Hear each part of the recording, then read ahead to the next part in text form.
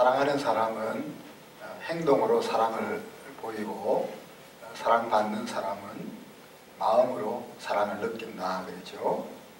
모든 종류의 사랑이다 그렇습니다. 에로스 사랑도 그렇고 또 우정도 그렇고 또 혈육의 사랑도 그렇죠. 그렇지만 공동체를 세울 수 있는 사랑은 아가페 사랑뿐이라 그랬습니다. 그래서 이 아가페 사랑은 우리의 힘으로는 할 수 없는 사랑이라고 했죠. 그렇지만 우리가 하나님 안에 있을 때는 또 할 수 있는 사랑이기도 하다 그랬습니다. 지난 한 주 동안 가정에서 사랑을 좀 표현하셨나요? 마스크를 끼고 계셔가지고 하셨는지 안 하셨는지 표가 안 나는데 하셨는 줄로 믿고, 그래서 윗사람에 대해서 이해되지 않는 행동, 윗사람에 이해되지 않는 행동들을 하나님의 도구로 생각하고 받는 것이 사랑이라 그렇습니다. 그 사랑을 통해서 윗사람은 설 자리를 얻을 수 있고 또 우리는 그 사랑을 통해서 성장을 이룩할 수 있다 했죠. 또 아랫사람이 도발하는 것에 대해서 덮어주고 보호해주는 것이 사랑이라고 했습니다. 이 사랑을 통해서 우리는 존경을 얻고 또 사랑을 얻을 수 있죠. 그리고 아랫사람들은 배움과 성장의 기회를 또 얻을 수가 있습니다. 자신에 대해서는 견뎌내는 사랑이 필요하다 그랬습니다. 그가 나를 단련하신 후에 내가 정금같이 나오리라 하는 그 욥의 마음으로 시련과 사명 앞에 서는 것이 사랑의 행동이다 그랬죠. 저와 여러분에게는 이 성령의 열매를 맺을 수 있는 씨앗이 이미 심기어져 있다 그랬습니다. 하나님의 성품의 그 인자 DNA들이 우리 속에 있다는 거죠. 물 주고 가꾸고 하는 수고를 통해서 자라게 하는 것이 우리의 신앙생활이라 그랬습니다. 그 열매가 크게 나타나는 것이 인생의 성공이고 승리고 행복일 것입니다. 오늘은 이제 우리가 가족을 만드는 사랑에 대해서 같이 나눠보기를 원하는데, 오늘 말씀을 다 준비하고 전하고 나서 보니까 우리 성도들은 잘하고 있는 것 같아요. 오늘 같이 말씀을 한번 나누면서 정말 잘하고 있는지 한번 되돌아봅시다. 한 집에 살고 있는데 무슨 가족을 만드나, 그렇게 우리가 되물을 수 있지만은 한 집에 산다고 다 가족이 아니라는 것은 아시죠? 요즘 광고에도 그런 거 나오더라고요. 광고에도 이런 광고가 나오더라고요. 야, 밥 먹으러 와. 이렇게 하는 거 나오는데, 바쁜 일상 때문에 혹은 이제 우리가 만들어낸 그 운명의 이기, TV나 스마트폰 때문에 가족들이 모인 곳이 아니고, 그죠? 또 그저 함께 사는 기숙사 같은 곳이 되고 있습니다. 어디서든지 하나님을 의식하며 살아가는 것이 신앙인데, 하지만 우리가 가끔 하나님 계시지 않는 것처럼 행동하기도 하죠. 이렇게 하나님 계시지 않는 것처럼 행동하게 될 때 오늘 우리 공동체 속에는 상처가 만들어지게 되고 힘들어지는 일들이 일어나는 겁니다. 고린도 교회는 자랑하고 시기하고 교만하는 것 때문에 상처가 난 교회였습니다. 이것은 사람 앞에서 살아가는 경우에 나오는 아주 나쁜 모습이라고 말할 수 있겠죠. 하나님은 예수님의 핏값을 주고 한 가족이 된 교회를, 그런 교회를 세우기를 원하시죠. 그냥 회사처럼 무리가 모였다가 흩어지는 그런 교회가 아니라 가정 같은 교회를 세우기를 원하십니다. 그래서 상한 영혼이 힘을 얻고 또 연약한 영혼이 존중받는 존중함을 받고 그래서 세상 살아가는 것이 힘들 때도 많지만 그래도 살만하다 하는 마음을 먹을 수 있게 해주는 것이 하나님의 교회이기를 원하셨던 거죠. 오늘 만약 주님께서 우리에게 찾아오신다면 오늘 이 고린도 교회에서 주신 말씀들을 생각하면서 이렇게 말씀하실 것 같아요. 너희는 사랑으로 교회를 세워라. 사랑으로 교회를 치유하고 회복시켜라. 그렇게 말씀하실 것 같아요. 그래서 오늘 교회를 한 가족 되게 하는 그 사랑의 행동은 거꾸로 이야기하면 시기하지 않고 자랑하지 않고 교만하지 않는 그런 모습을 통해서 교회가 오늘 예수님께서 생각하시는 그런 가족이 되어간다. 그렇게 말할 수 있겠습니다. 오늘 부정적인 쪽을 한번 생각을 해봅시다. 시기한다 하는 것은 다른 사람이 가진 것에 대해서 기분이 안 좋다는 이야기, 배가 아프다는 이야기죠. 사촌이 오늘 사면 배가 아픈 이유는 사촌은 우리 가족이 아니기 때문입니다.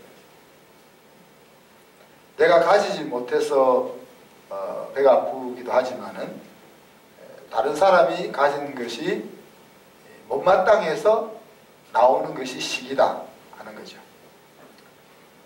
가진다 하는 입장에서 우리는 두 부류를 생각해 볼 수 있죠. 가진 자와 가지지 못한 자, 다르게 부자와 가난한 자 이렇게 생각해 볼 수 있는데 부자는 자기가 가진 것을 누리며 살고 있는 사람이라 그렇게 말할 수 있고 가난한 자는 부자 되고 싶어 하는 사람이다 그렇게 말할 수 있을 것 같아요.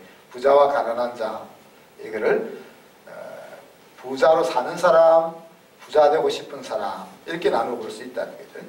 그래서 부자로 사는 사람은 항상 만족하면서 살아가는 사람이고 부자 되고 싶은 사람은 항상 더 가지고 싶은 사람인 거죠. 여러분은 부자예요? 부자 되고 싶은 사람이에요?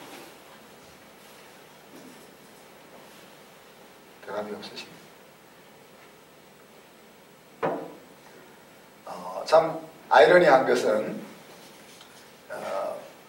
북구라파에 있는 나라들 이렇게 GNP가 높고 GDP가 높은 나라보다 정말 200 몇 개국 중 230 몇 개국 중에 꼴찌에서 몇 등 하는 나라들 스리랑카, 부탄, 티벳 이런 나라들의 행복지수, 만족지수가 더 높다는 통계가 아이러니하죠.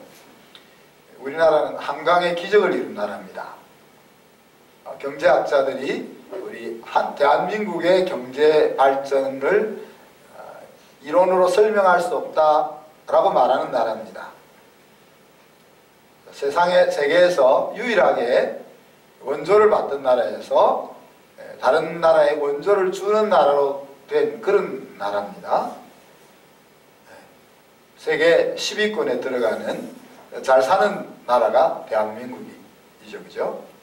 그런데 그와 함께 자살률이 압도적 1위인 나라도 대한민국입니다.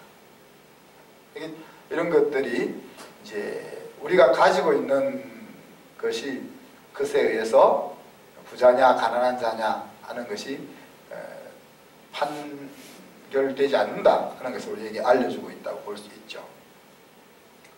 자, 남이 가진 것에 대해서 싫어하는 마음, 그 시기를 생각해 보면 그냥 단순하게 다른 사람이 나보다 더 많이 가지고 있으면은 부러워하는 단계가 있죠. 그죠?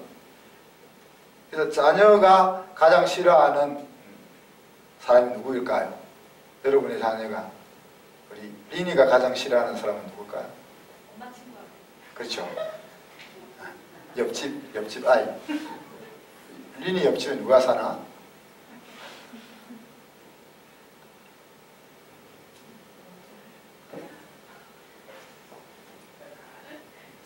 남편이 가장 싫어하는 사람 누굴까요? 박강철 집사잖아요.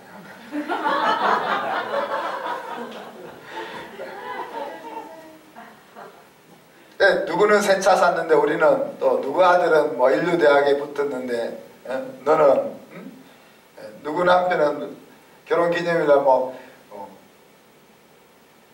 비싼 보석을 싸줬는데 당신은 이런 이야기들을 통해서 우리는 이제 사실 상대적 빈곤감을 많이 느끼는 거죠. 이게 다 다른 사람이 가지고 있고 내가 가지지 못했을 때 일반적으로 우리가 갖게 되는 시기라 그렇게 말할 수 있겠죠. 그런데 더 악질적인 시기가 있죠. 그냥 다른 사람이 가진 것을 부러워하는 것에서 끝나지 않고 그 사람을 무너지게 하려고 공격하는 시기가 있습니다. 우리가 모세를 향하여 시기를 보였던 아론과 미리암의 모습이 그렇죠. 자기 동생이지만 자기 똑같이 하나님의 부름을 받아서 일하는데 동생은 온 백성의 추앙을 받고 있고 자기들은 항상 모세 옆에서 바치고 있는 그런 모습이 싫었던 거죠. 그죠? 그래서 빌미를 하나 잡지 않습니까? 민수기 12장에 보면 모세가 구스 여자를 아내로 취하니까 미리암과 아론이 그것을 빌미 삼아 모세를 비방했다 그랬습니다. 그러면서 하는 말이 야 하나님이 너하고만 말했냐? 하나님께서 우리하고는 말씀하지 않으셨냐? 하나님께서 우리 말씀도 들으셨어? 하면서 따지고 들어갔습니다. 근데 모세가 구스 여자를 아내로 받아들인 거하고 하나님이 내 말을 들었던 거하고 무슨 관계가 있습니까? 그죠? 구스 여자는 까만 피부를 가지고 있는 아마 에티오피아 여자일 겁니다. 그죠? 그러면 우리 모세가 까만 피부 여자를 좋아해서 안 믿는 사람인데도 데리고 왔다. 그렇게 이제 볼 수도 있겠지만은 모세의 행동을 보면 그러진 않았겠죠. 구스 여자였지만은 하나님을 경외하는 여자였기 때문에 데리고 왔겠죠. 만약에 그러지 않았더라면 하나님께서 또 그 문제를 짚으셨을 거 아닙니까? 솔로몬도 술라미 여인을 아가스에서 이야기할 때 검은 피부의 여인을 연모했잖아요. 그러니까 이런 좀 악독한 시기가 있다는 거예요.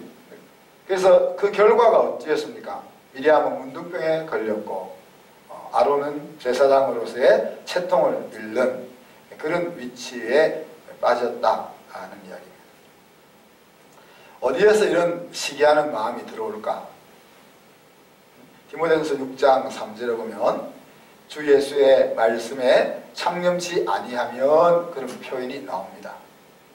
그러니까 하나님이 우리에게 주시는 말씀에 집중하지 않으면 당연히 이제 어디를 보게 됩니까? 주변을 바라보게 되잖아요. 그죠? 그렇게 될 때 일어나는 것이 시기하는 마음이다. 그렇게 이야기하죠. 갈라디아서 5장에서는 성령의 열매와 반대해서 성령으로 살면 성령의 열매가 맺는 것과 같이 육신의 이런 현저하니 시기와 방탕과 이렇게 나옵니다. 그러니 하나님과 동행하지 않고 내 생각에 옳은 대로 살아가면 그냥 나오는 것이 시기다. 그렇게 이야기할 수 있는 거죠. 그래서 거꾸로 이야기하면 우리가 공동체 속에서 시기가 일어나지 않으려면 거꾸로 어떻게 해야 되는 겁니까? 하나님의 말씀을 생활에서 붙들고 살아야 된다 하는 것과 우리 마음속에 떨어져 있는 그 성령의 씨앗, 그것이 열매로 드러날 수 있도록 가꾸어 나가야 된다. 그것을 말씀에 집중하지 아니하고 성령의 열매를 가꾸어 나가는 수고를 하지 않으면은 자연스럽게 세상의 풍습을 따라 시기하는 자리에 우리는 빠질 수밖에 없다는 이야기입니다. 그래서 교회가 가족이 되기 위해서는 아까도 얘기했지만 사촌이 논을 사면 배가 아픈 것이 가족이 아니니까 배가 아프다 그렇잖아요. 예를 들어 정식 형제가 로또에 당첨이 되면 미경 자매가 배가 아프겠어요? 선우석 형제가 로또에 당첨되면 미경 자매가 배가 아프겠지만은 정식 형제가 로또에 당첨되면 자기가 배가 아프겠냐고. 그러니까 교회가 우리가 예수 안에서 피를 나눈 한 형제라면, 그죠? 내 주변에 가난한 자들만 모여 있으면은 좋을 게 뭐가 있어요? 내가 내 주변에 형통한 사람들이 모여 있어야 밥이라도 한 번 더 얻어먹을 거 아니에요, 그죠? 그래서 이 가족이라는 그 자리가 제대로 만들어지면은 시기라는 것은 없어지는 거죠. 우리가 어릴 때는 형제들끼리도 시기하잖아요. 형제들끼리도 엄마한테 아빠한테 더 사랑받는다든지 더 인정받는다든지 하는 것. 그래서 오늘 13장 10몇 절입니까? 11절에 보면 내가 어린아이였을 때는 사도 바울이 그렇게 이야기합니다. 내가 어린아이였을 때는, 지금 앞에서 쭉 이야기했던 것 중에 고린도 교회 성도들을 향한 이야기 아닙니까? 사랑은 이렇게 사랑의 행동을 이야기할 때 사랑의 행동이 이거밖에 없겠습니까? 밥 사주는 것도 있을 거고, 같이 대화를 나눠주는 것도 있을 거고, 시간을 함께 보내는 것도 있을 거고, 위로의 말을 해주는 것도 있을 거고. 근데 그런 거 다 하지 않고 지금 4절부터 7절까지 사랑의 행동을 계속 이야기할 때는 고린도 교회의 이와 같은 사랑의 모습이 부족하다, 잘 나타나지 않는다 하는 이야기 아니겠어요? 그죠? 그러니 바울이 이렇게 이야기하지 않습니까? 11절에 야, 나도 옛날엔 그랬어. 그리고 그 옛날에 그러던 것들은 다 어린 아이들이 하는 짓이야. 그리고 이제는 내가 영적으로 어른이 되었기 때문에 그 어릴 때 하던 버릇은 다 버렸어. 너희들도 이제 이 어린 아이의 모습을 버려야 되지 않겠냐, 그렇게 말씀하는 거죠. 자, 버려야 될 어린아이의 두 번째 모습은 뭡니까? 자랑하지 아니하며 자랑질하는 거죠. 허세를 부리는 것입니다. 허세를 부리는 것. 허세를 좀 심하게 부리다 보면 자기가 왕된 것처럼 행동하게 되죠. 특히 시편 10편에 보면 악인은 그 마음의 소욕을 자랑하며 그런 표현을 썼습니다. 하나님 없는 사람은 자기 마음속에 있는 뭔가 얻고자 하는, 이루고자 하는 그 열정과 비전을 자랑한다는 거죠. 야고보서 4장에서는 이제 너희가 허탄한 자랑을 자랑하니 이러한 자랑은 다 악한 것이다, 그렇게 이야기했습니다. 그러니까 인생의 참된 승리를 안겨다 줄 그런 거리가 안 되는 것들을 가지고 나는 박사학위가 몇 개니, 나는 집이 몇 채니, 나는 어떤 재주가 있느니, 이런 자랑을 하니까 너희들이 정말 참 악하다, 그렇게 이야기하시죠. 또 시편 49편에 보면 자기 재물을 의지하고 풍부함으로 자긍하는 자는 아무도 결코 그 형제를 구속하지 못하며 저를 위하여 하나님께 속전을 바치지도 못할 것이다, 그렇게 이야기합니다. 그래, 자기가 가지고 있는 것을 의지하고 자기가 얼마나 많은 것을 가지고 있느냐 하는 것에 따라서 자기 자부심을 가지고 살아가는 사람은 형제를 구속해낼 수 없다. 형제가 망해서 노예가 되어 버렸을 때에 그 형제에게 자유를 주기 위해서 자기 돈을 쓸 수가 없다는 얘기입니다.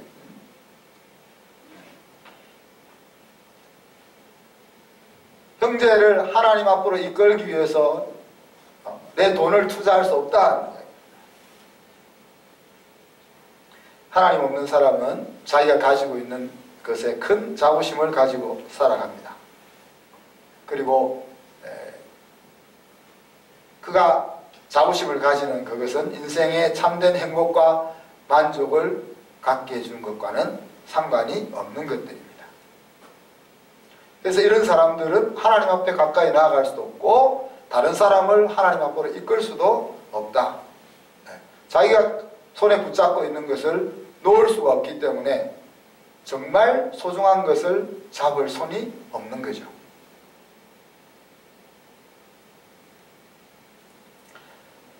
이렇게 자랑질 하다가 망한 사람이 여럿 있죠. 성경 속에 여럿 있고 또 우리 주변에도 여럿 있을 겁니다.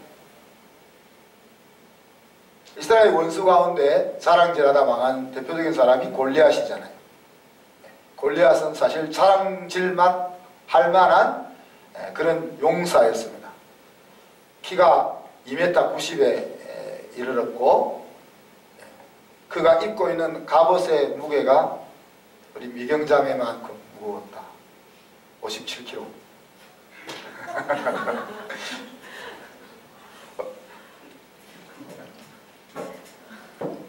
그리고 창 끝에 달려있는 창 끝의 무게가 7kg. 그러니까 사실 골리앗의 모양은 골리앗은 사실 자랑할 만하죠. 근데 그 자랑이 지나쳐가지고 어떻게까지 갔습니까? 이스라엘 군대를 모욕할 뿐 아니라 살아계신 하나님 앞에 도발하는 자리까지 갔습니다. 자기가 가지고 있는 자기의 모습만을 바라봄으로써 그런 자리까지 갔죠.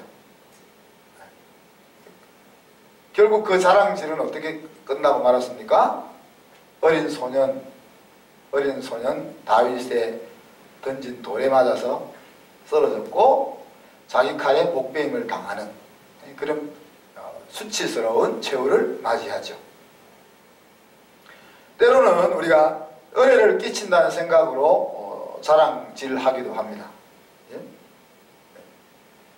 나쁜 의도는 아닌데 신앙의 이름으로 우리가 자랑질을 하기도 한다는 거예요. 과대하게 말하는 것을 이야기하죠. 그래서 제가 여러분에게 항상 주의 주는 것은 전문 간증인을 주의하라. 이제 라이프 스토리에 나와서 오늘 우리 박인선 선교사님이 간증할 텐데 저런 이제 비전문 간증인들 말고 간증하며 다니는 분들 계시잖아요. 간증하며 다니는 분들.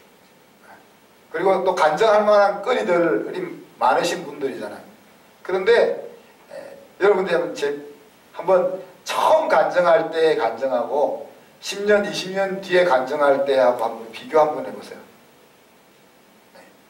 이제 간증을 하다 보면 자꾸 덧붙여지게 됩니다. 그래서 나중에는 완전 다른 사람이 되어 있는 거죠. 사람이란 그 존재 자체가 그렇습니다. 자기를 내세우고 자기를 자랑하다 보면 자꾸 더한 것으로 포장하게 되어 있는 것이 인간인 거죠. 그래서 가능하면 이렇게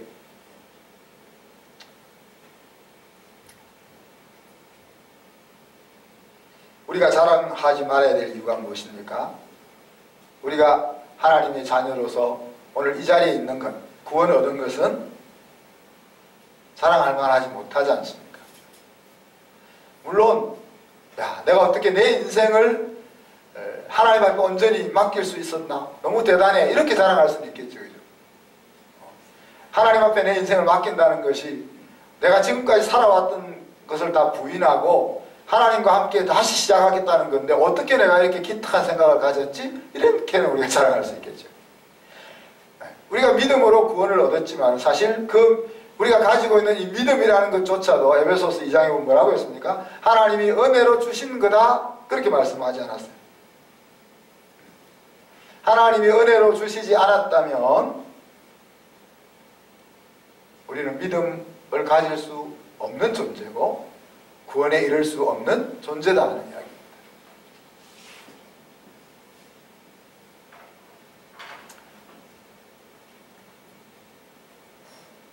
우리가 신앙이 부족한 사람들을 바라볼 때 좋은 마음으로 권면할 수 있죠. 권면할 수 있죠. 그렇지만 우리가 은혜를 받은 초기에 범하기 쉬운 실수는 쟤는 왜 저만 집밖에 못해? 라는 판단을 하는 실수를 범하게 되죠. 우리가 하나님 앞에서 열정적인 신앙을 가지고 헌신할 수 있는 것, 자랑할 것이 못 된다는 이야기입니다. 왜? 그렇게 할 수 있도록 하나님이 우리에게 충만한 은혜를 주었기 때문에 우리가 그렇게 하고 있는 것이지, 우리 본성이 그렇게 할 만한 존재가 아니라는 이야기입니다. 그래서 우리가 신앙이 부족한 사람들을 안타까운 마음으로 바라보아야 하고, 또 그들이 하나님 앞에서 올바른 신앙, 열정적인 신앙을 가질 수 있도록 기도해 주어야 하지만 거기서 끝나면 된다는 거죠. 판단하거나 정죄하는. 그러니까 어떻게 좀 안타까운 마음으로 또 사랑하는 마음 때문에 한 걸음 더 나아가게 되면은 우리가 판단하고 정죄할 수 있는 거죠.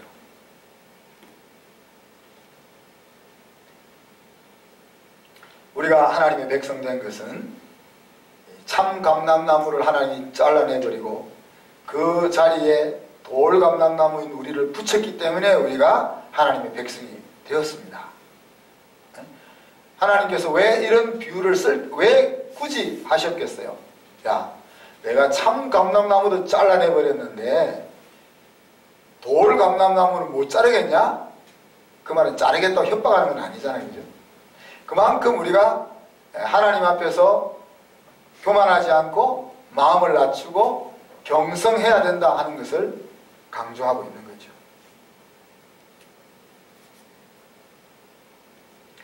또한 잠언 27장에 보면 내일 일을 자랑할 수 없다 그렇게 이야기합니다. 오늘 우리가 자랑할 거리가 많이 있다 할지언정 내가 건강하고 내가 하나님 앞에 충성하고 하나님께로 받은 은혜와 복이 많고 그럴지언정 내일 욥이 당했던 것처럼 순식간에 모든 것이 사라질 수도 있다는 이야기죠.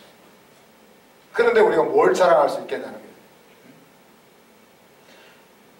또한 내가 자랑질함으로 인해 가지고 그것이 공동체의 다른 사람의 삶에 상실감을 준다든지 혹은 상처를 준다든지 아주 나쁜 마음까지 먹게 할 수도 있는 여지가 있는 거죠.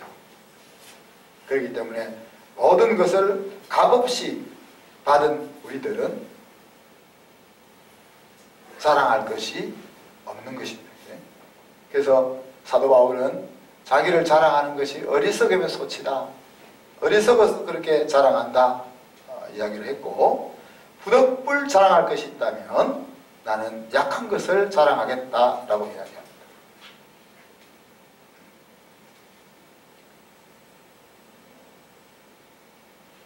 그래서 약한 것을 자랑하는 것은 결국은 하나님을 자랑하는 것이고, 나를 강하게 하신 하나님께 감사하는 것이 되는 거죠. 자, 그런데 마지막으로 자랑이 더 심하게 나아가면은 교만한 자리까지 나아가죠. 그죠? 교만은 오만불손하게 자기를 크게 나타내는 행동으로 표현되어집니다. 오늘날 시대 조류가 이 교만입니다. 그죠? 자기를 어떻게 하면 과시해야 되는 거예요. 과대 포장해서 광고를 해야 되는 거죠. 그래야 자기가 잘 나갈 수 있고 잘 팔려 나갈 수 있는 세상에 우리가 살고 있습니다. 그러나 하나님께서는 자기를 크게 나타내는 이 시대 조류를 거슬러 마음을 낮은 곳에 두기를 우리에게 명하고 있는 거죠. 내가 교만한지 아닌지를 어떻게 알 수 있을까? 우리가 뭐 이름표에 나 교만 이렇게 붙이고 다니지는 않거든요. 그리고 우리가 다른 사람 앞에서 나는 큰 자다 그렇게 나팔 불지도 않잖아요. 그렇다면 내가 교만하지 않다라고 말할 수 있을 것인가? 그것은 아니라. 교만할 때 나타나는 행동들 몇 가지만 생각을 해봅시다. 더 이상 배울 것이 없다 하는 행동으로 많이 나타납니다. 자, 우리 이제 학부모들이나 성도들이 어떤 일을 상담하러 올 때 결정을 다 내려놓고 상담하러 와요. 그러면 상담하러 안 와도 되잖아요. 네. 목사님, 제가 이렇게 하기로 했습니다. 기도해 주세요. 끝. 그러면 되잖아요.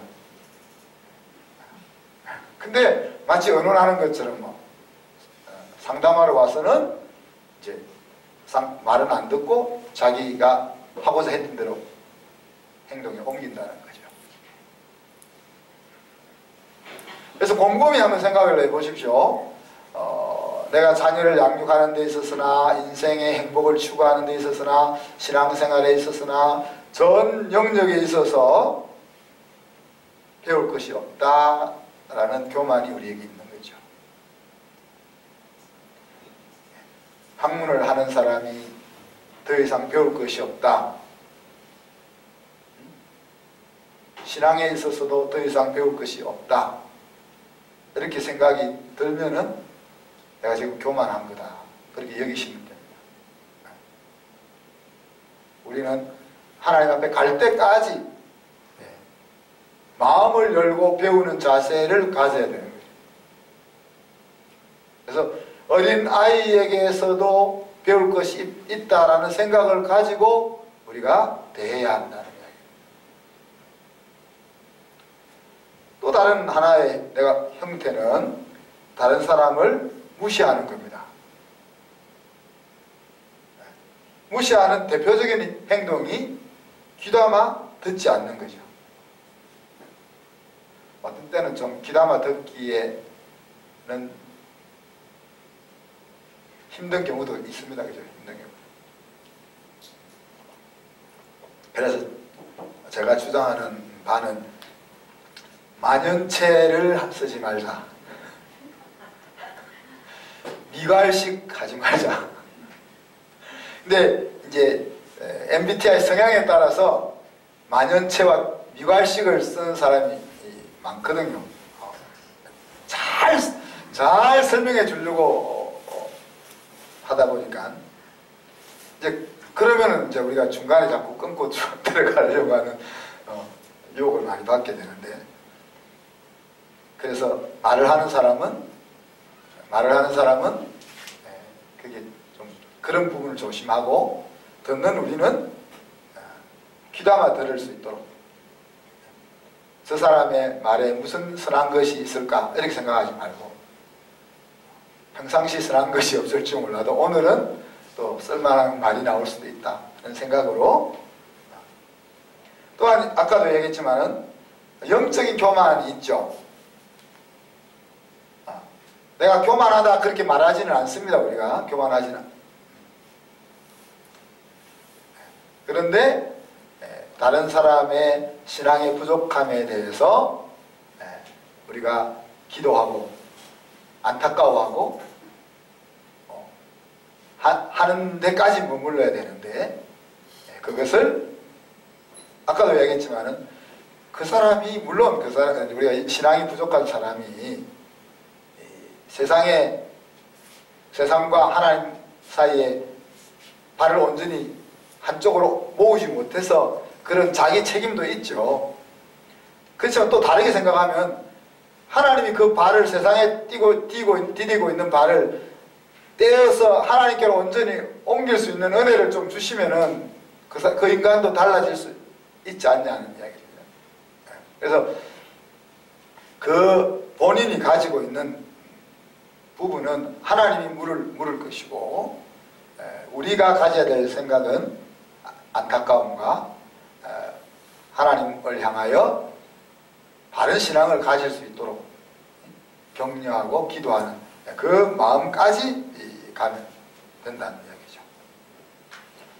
이제 교만이 더 심해지면은 앞에서 이야기한 것처럼 하나님이 무슨 필요가 있느냐 하는 자리까지 나아가게 되죠.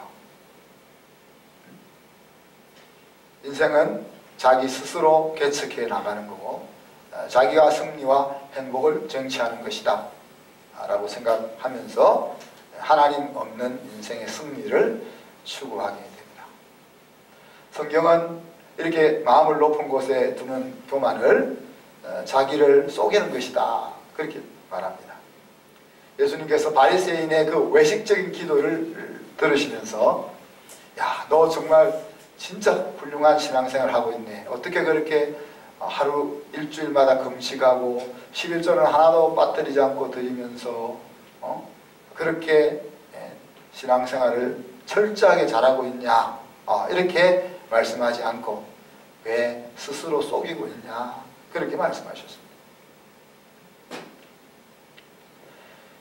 교만은 비교의식에서 오게 되는데, 그래서 다른 사람과 나를 비교할 때 내가 다른 사람보다 요만큼이라도 1이라도 더 있으면 내 마음이 높아지는 것이고,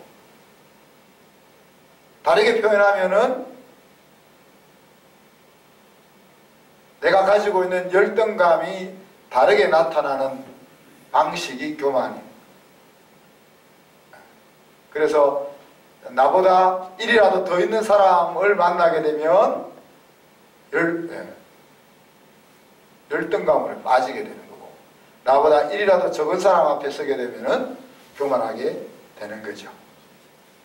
그래서 내가 건강한 자아상을 가지고 있지 못할 때, 다르게 이야기하면 하나님 안에서 나의 존귀함을 보지 못할 때 이런 자리로까지 가게 된다는 겁니다.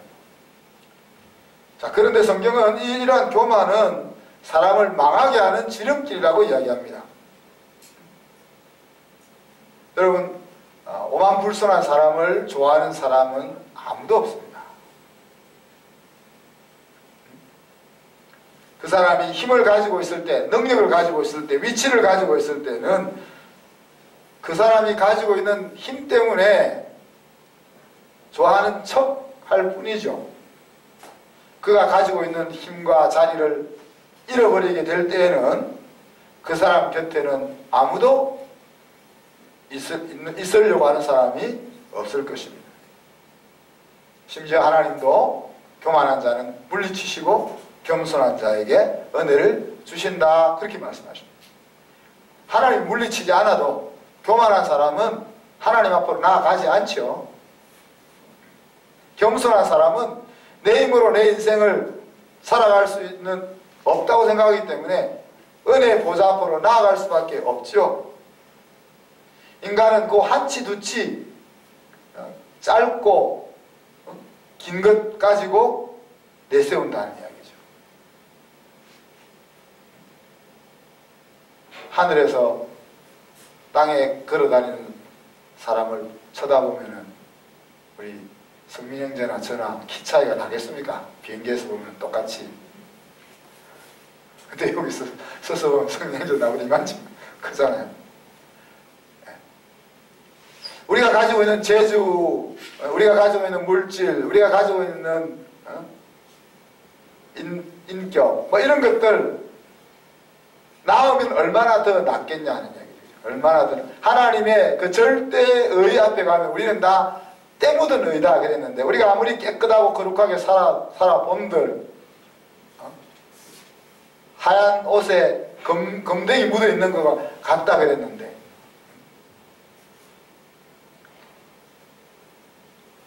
그런 인간이 자기를 내세우는 것만큼 어리석은 것이 없다 라고 성경은 말하고 있습니다. 사랑하는 성도 여러분, 교회가 가족이 되지 않고 회사처럼 되게 만드는 것은 시기와 자랑과 교만이라고 했습니다. 가족이 아니니까 그렇게 된다고도 볼 수 있겠죠, 그죠? 근데 하나님을 무시하고 자기를 바라볼 때, 하나님을 보지 않고 주변을 바라볼 때, 이런 교회를 무너뜨리는 마음들이 우리 속에서 생기게 되죠. 반대로 우리가 하나님 앞에 서게 되면 우리 자신을 볼 수 있고, 하나님 앞에서 자기를 보게 되면 다른 사람이 가진 것을 시기하지 않고 축복해 주고 함께 기뻐해 줄 수가 있죠. 다르게 이야기하면 남이 아니고 한 가족이 가진 것이기 때문에 기뻐하고 축복해 줄 수 있는 것입니다. 자기가 가진 것을 자랑하지 않고 자랑질하지 않고 그 자리에 이르게 하신 하나님과 이웃에게 감사하는 거죠. 우리가 열심히 노력해서 회사를 이렇게 세웠다고 생각해 봅시다. 물론 열심히 노력한 CEO의 능력이 크죠. 그렇지만 부족하고 못나 보이는 그 직원들이 나름 띄워줬기 때문에 회사가 그 자리에 선 거 아니겠어요? 그죠? 또 국민들이, 백성들이 그 회사의 물건을 사주고 그 회사의 물건을 사용해 주었기 때문에 기업이 성장하게 된 것 아니겠어요?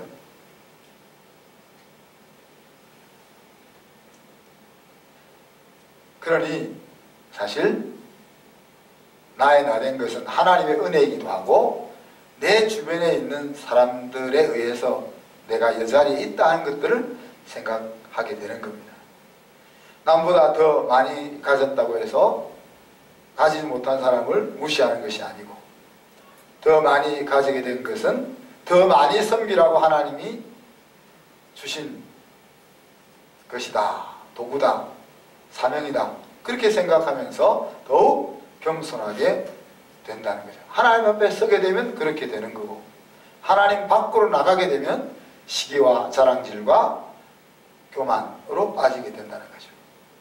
하나님을 믿는 저와 여러분이지만은, 그러나 우리가 하나님 앞에 살지 않으면은 자연스럽게 시기와 자랑질과 교만에 빠질 수밖에 없다는 것을 우리가 명심해야 됩니다. 그렇지만 반대로 우리가 부족해도 하나님 앞에서 살아가기만 하면 우리는 겸손함으로 또 사랑의 실천을 할 수 있는 자리로 나아갈 수 있는 거죠. 앞에서 11절에서 우리가 같이 보았죠. 내가 어렸을 때는 말하는 것이 어린아이와 같고, 깨닫는 것이 어린아이와 같고, 생각하는 것이 어린아이와 같다가 장성한 사람이 되어서는 어린아이의 일을 버렸노라. 고린도 성도들이 세상 풍속에 사로잡혀서 하나님을 믿으면서도 하나님 앞에 살지 않음으로 인해서 수많은 어려움과 난관들을 만났습니다. 그죠? 그래서 고린도 전서를 여러분 쭉 읽어보시면 하나님 앞에서 살아가지 않을 때 그들은 분열했습니다. 하나님 앞에 살아가지 않을 때 그들은 자만으로 가득 찼습니다. 하나님 안에 살아가지 않을 때 세상 사람들처럼 음란에 빠졌습니다. 하나님 앞에 살아가지 않을 때 형제들끼리 서로 고소하고 송사하게 되었습니다. 하나님 앞에 살아가지 않을 때 질서가 파괴되었습니다. 하나님 앞에 살아가지 않을 때 눈에 드러나는 은사, 심지어 하나님을 섬기는 일에 있어서도 자랑질할 거리를 찾는 그런 자리로 빠지고 말았습니다. 그래서 오늘 사도 바울이 이야기하죠. 나도 어렸을 때는 너희들처럼 그렇게 내 중심적으로 생각하고 행동했다. 그러나 이제는 말과 생각과 행동 모든 부분에서 그때 일을 버리고 이제는 어떻게 하면 주님의 교회가 세워질까 하는 것에만 마음이 가 있다. 그렇게 말씀하는 거죠. 우리가 어릴 때는 시기하고 교만하고 자랑질을 한다는 거죠. 우리의 모습 속에, 나의 모습 속에 이런 것이 아직도 많이 남아있으면은 예수님께서 야, 너 아직도 어리구나 그렇게 말씀하실 겁니다. 그래서 바라기는 여러분이 장성한 사람이 되어서 이 어린 아이의 일을 다 버릴 수 있기를 바랍니다. 그래서 이번 한 주 동안 여러분이 스스로에게 한번 물어보십시오. 나는 어린 아이의 일을 버렸는가? 안 버렸다면은 나는 언제 버릴 건가? 언제까지 어린 아이의 자리에 머물러 있을 건가? 하는 것들을 생각하는 한 주간 되시기를 바랍니다. 시간 말씀 생각하면서 우리가 1, 2분 동안 기도합시다. 어린아이를 버리고 겸손하며 다른 사람을 높이고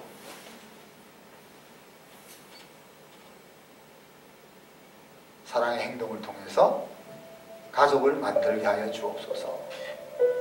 교회가 힘을 공급해주고 상처를 치료해주고 위로해주는 그런 가족 같은 공동체로 세워지게 해 주옵소서. 같이 한번 기도하겠습니다.